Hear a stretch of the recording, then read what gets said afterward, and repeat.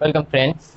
Today we'll learn about the chapter number 5 our NCERT class 11 morphology of flowering plants. अब आपने इससे पहले जो 1 से 4 चैप्टर जो करे हैं उसमें आपने चैप्टर नंबर 2 और 3 इसमें आपने क्या पढ़ा था। तो सबसे पहले आपने देखा था कि क्लासिफिकेशन, बायोलॉजिकल क्लासिफिकेशन, उसके अंदर हमने बात करी थी तो आल्गी की, फंजाई की वगैरह सब की। और चैप्टर नंबर 3 इसमें हमने आप बात करी थी प्लांट्स की। प्लांट्स के अंदर हमने वहाँ पे हम इवोल्यूशन के बारे में बात करी थी। जैसे कि हमारे चैप्टर नंबर 3 में सबसे पहले इवोल्यूशन में क्या आया था, तो आल्गी, आल्गी के बाद bryophyte, then pteridophyte, then gymnosperm and last angiosperm.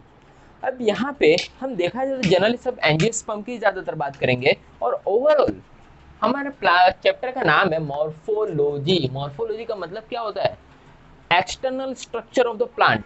हमारा जो प्लांट है वो बाहर से कैसा दिखता है हम उसके ऊपर ही सिर्फ और सिर्फ बात करेंगे, हम कहीं भी इसके अंदर नहीं जाने वाले। हमारे जो चैप्टर नंबर 5 है वो मॉर्फोलॉजी है, चैप्टर नंबर 6 है वो एनाटॉमी है। यानी कि हम चैप्टर नंबर 6 पे हम इनर साइड की बात करेंगे, बट चैप्टर नंबर 5 में हम सिर्फ और सिर्फ एक्सटर्नल स्ट्रक्चर की बात करेंगे। अब फ्लावरिंग प्लांट्स, आपको पता हो तो फ्लावरिंग प्लांट्स चैप्टर का नाम ही है। और जिम्नोस्पर्म और एंजियोस्पर्म दोनों ही सीड वाले प्लांट है, बट इसमें सिर्फ एंजियोस्पर्म है जो फ्लावरिंग प्लांट है। और एंजियोस्पर्म ही एक ऐसा जो फूड भी हमें फ्रूट भी देता है। तो हम जनरली हम देखा जाए तो एंजियोस्पर्म्स की बात कर रहे हैं। अब एंजियोस्पर्म में जो हमारे प्लांट्स हैं तो उसके root, leaf, stem, flower, fruits, इन सभी के बेसिस पर भी हम काफ़ी ज़्यादा डिफ्रेंशिएट उन प्लांट्स को कर सकते हैं। तो लेट्स स्टार्ट। हमारा इंट्रो पार्ट में भी कुछ यही सारी चीज़ें कही गई है और उसमें हम सारी चीज़ें एक बार एक के बाद एक हम देखने वाले हैं। उसमें हम सबसे पहले स्टार्ट करते हैं द रूट। अब रूट के अंदर हमने जनरली आप किसी प्लांट को उखाड़ो, जब उसको बाहर निकालते हैं हम प्लांट को तो उसके अंदर आप रूट देखते हैं। अब रूट के अंदर कुछ इस तरह का रूट आपको देखने को मिलेगा।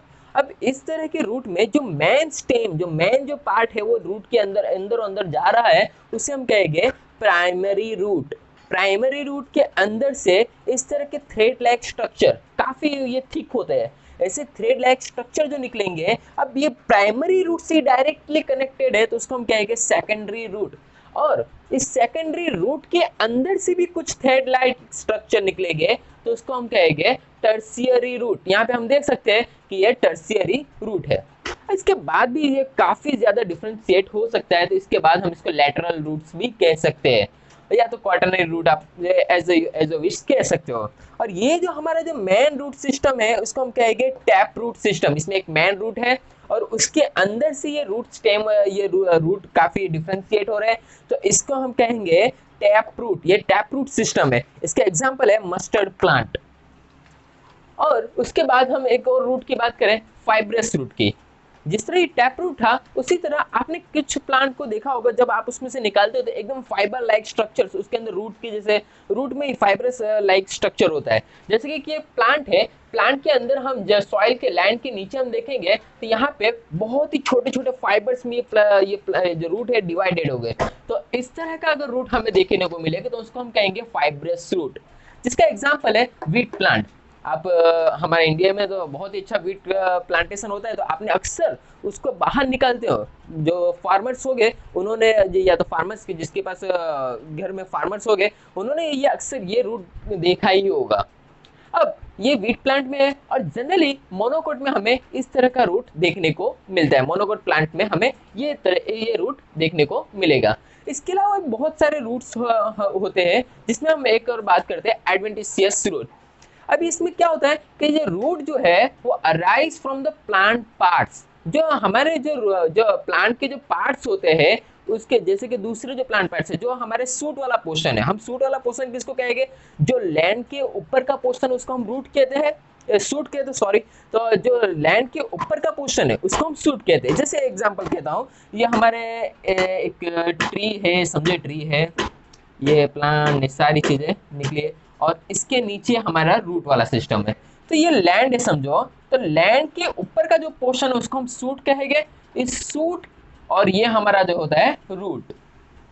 सूट वाले पोर्शन में जो प्लांट जो हमारे जो प्लांट्स के जो दूसरे पार्ट है, अगर उसमें से अगर रूट का प्लांट रूट बाहर आ रहे हैं तो उसको हम कहेंगे एडवेंटिशियस रूट। जिसके एग्जांपल है grass, monstera, banyan tree. Banyan tree तो लगभग सभी ने देखा होगा। बनियन ट्री में आपने देखा होगा कि ऊपर से जब एकदम ऊपर की जो इसकी डालियां होती है, स्टेम्स होते हैं, उसके अंदर में से आपको रूट बाहर लटकते हुए दिखेंगे। तो वो भी हम यहाँ पे डिस्कस करें आगे, पर यहाँ पे ब्रीफ इंट्रो में हम ये देख रहे हैं कि इन सभी को हम एडवेंटिशियस रूट कहेंगे।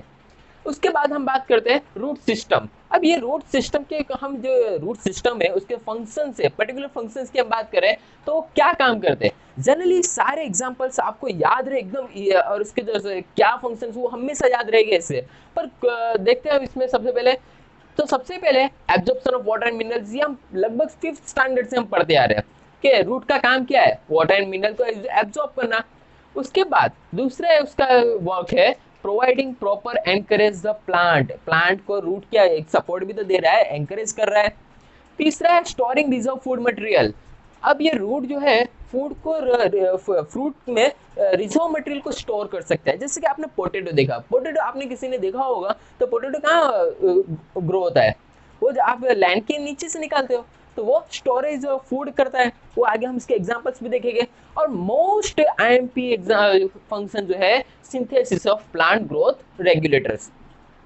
जनरली ये क्वेश्चन पूछा भी गया है नीट के अंदर, और ये एक फंक्शन ऐसा है कि आपको थोड़ा डायलेमा में डाल सकता है कि प्लांट ग्रोथ रेगुलेटर्स के सिंथेसिस के लिए कौन रिस्पॉन्सिबल है। प्लांट में रूट है, लीव्स है, कौन है। तो उसमें हमारा आंसर यहाँ पे एनसीईआरटी में दिया हुआ है कि synthesis of plant growth regulators यानी कि पीजीआर, जिसके बेसिस पर हमारा जो चैप्टर नंबर 15 एनसीईआरटी क्लास 11 में जो है वो पूरा इस पर है। तो ये हमारे जो आंसर यहाँ पे याद रखिए, इसके लिए रूट रिस्पॉन्सिबल होता है।